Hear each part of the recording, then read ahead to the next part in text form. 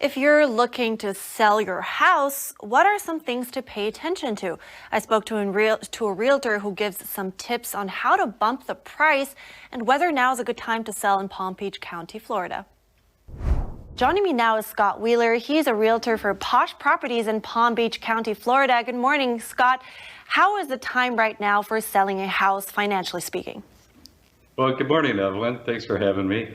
Right now, we are still in a seller's market. We go through several cycles over the last 25 years, and it's very important to know what market you're in. And right now, it's a seller's market.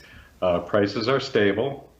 They are increasing slightly, but for the most part, it's a seller's market, but buyers do have more to choose from now. So in other words, does that mean a seller's market means it's now the time to sell, right? This is a good time?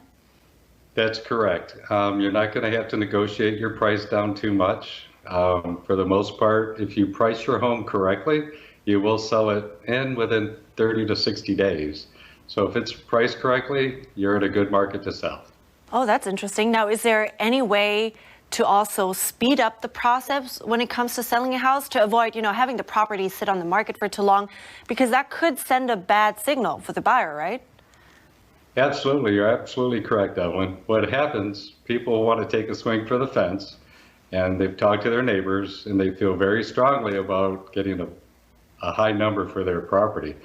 But unfortunately, that's not always true. You really need to see what the market's like in your neighborhood, check your comps, and make sure that you're priced correctly.